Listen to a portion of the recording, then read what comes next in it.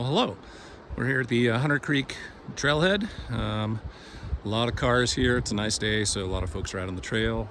We're gonna be going up that way, up the canyon. I've done a video on this hike before. You can find it on my channel.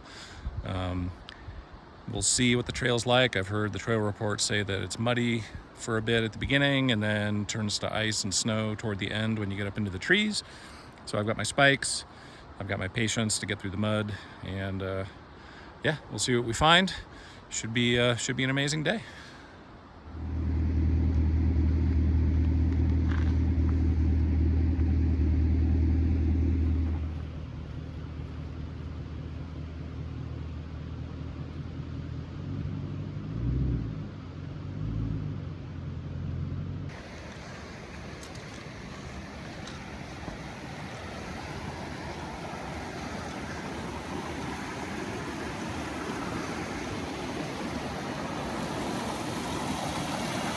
A lot of water going.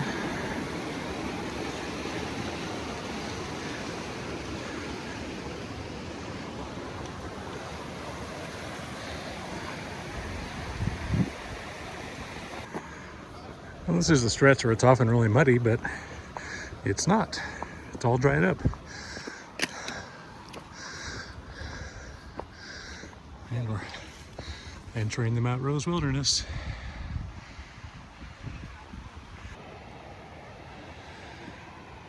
You can see Reno off there in the distance. I spoke too soon about the mud. Just around the corner, I found the mud. But there's a hard-packed section on the one side here that's pretty much avoids most of it. Yuck. That's what you get when you hike in March. All the snow melts, and I've seen it worse. And we're heading up that way into the snow.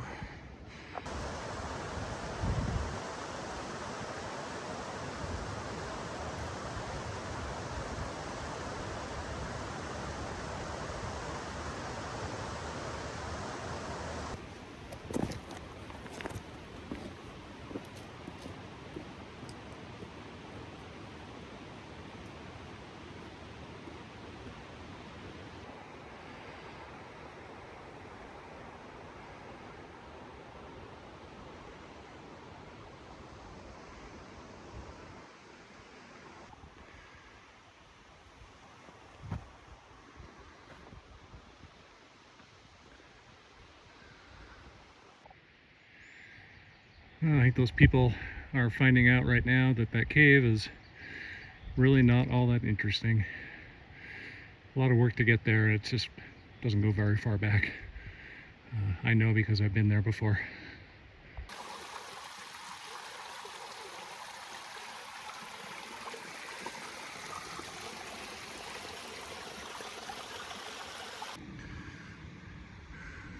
Lots of mud on this stretch.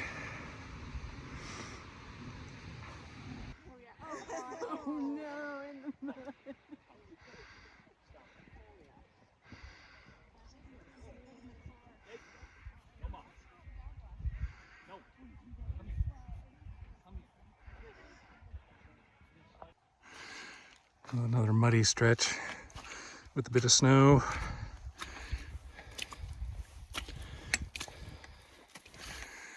Just have to go slow.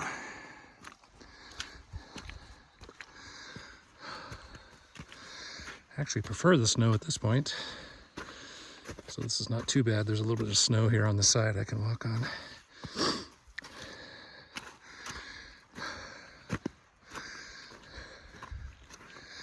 I always like getting up here to this turn because you get a nice view up the canyon.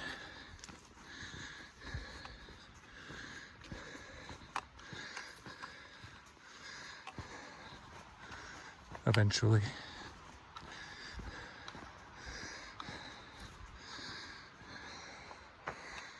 There we go.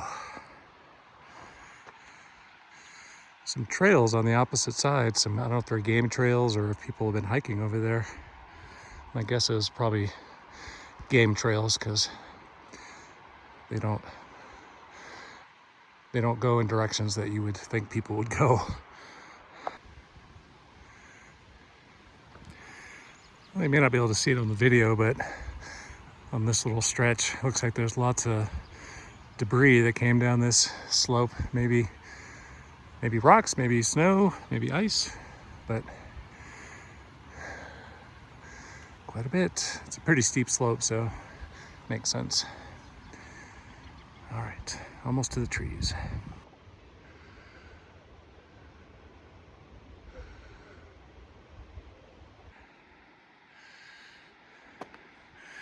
A little bit of snow here. Don't want to slide down there, but it's all flat and easy.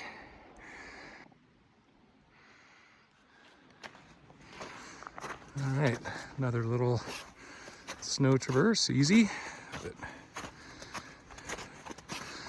not wearing my spikes yet because I'm pretty sure once I get around the corner, the snow will be gone.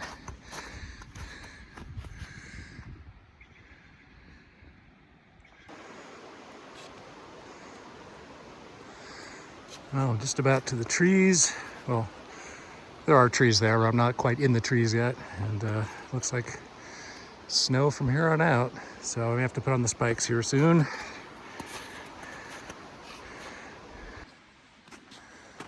All right. A bit of snow here. It's such a great day though. It's so warm. Snow is soft, so it's pretty easy to walk in. And there's lots of folks that have been up here, so there's a good trail. Who knows? Maybe I won't need the spikes. All right, I started sliding around a bit, so I went ahead and put the spikes on. And there's a little more snow coming up, so. All right, fully in the snow now. So I'm glad I put those spikes on. And here in the trees, the snow is a lot icier. But it's super nice up here.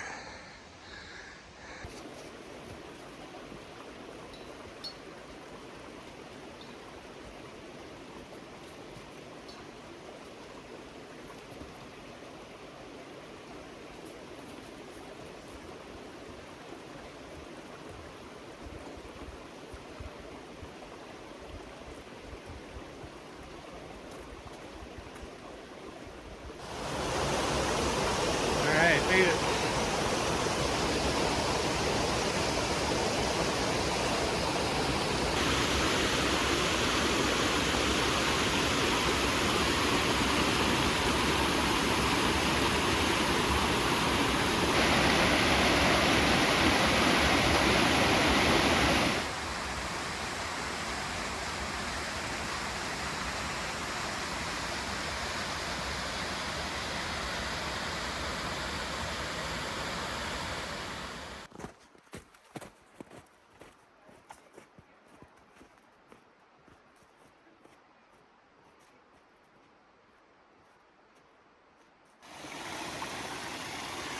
I didn't get this crossing on the way in. There's one more after this. They're not too bad, but still have to be careful. I'm going to turn the camera off when I do this one. All right, here's the other crossing. When you're coming up, this will be the first one you hit. This is the last one as I'm coming down. Last time I crossed on that log, but I may just hop on these rocks this time. There's also that log, but there's a lot of snow on that, so that's a little sketchier. I will opt for the rocks.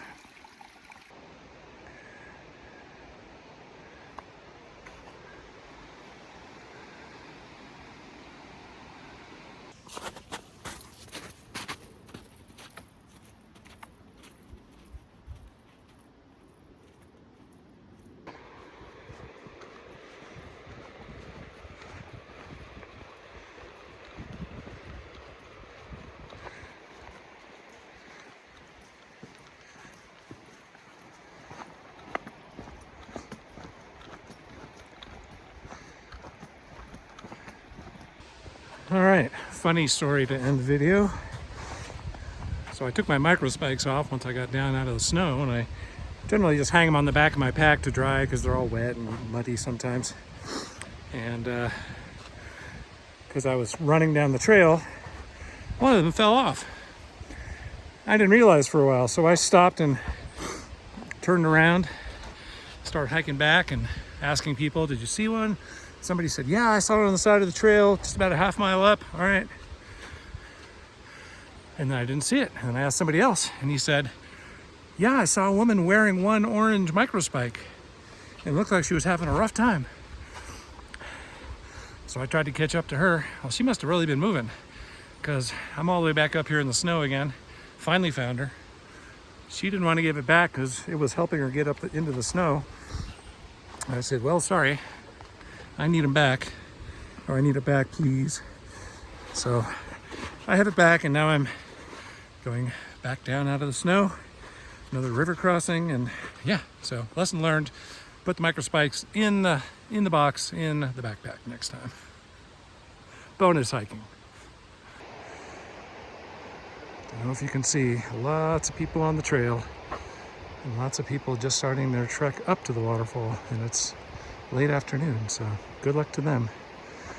A lot more mud in the late afternoon because everything is melted and softened up, so this hike is best done early in the day right now.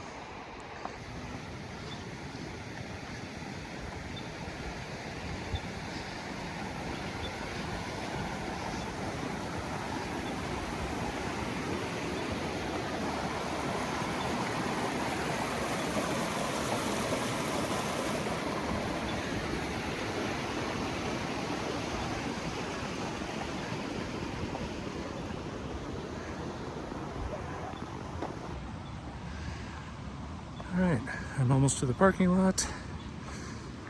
So if you check out my link to this hike on AllTrails, you'll see it was close to 8 miles. That's because I had to hike an extra 2 miles or so to retrieve my microspikes. So the actual distance is a little over 6 out and back to the waterfall. And yeah, like I said before, start this hike early in the day. Number one, so you can get parking, and number two, to avoid some of the mud the next couple of months. Once it gets to be the middle of summer, everything will dry up. But yeah, it's a great time to do this hike when the weather's nice. So that's all I've got now. So we'll see you on the trail. See you next time.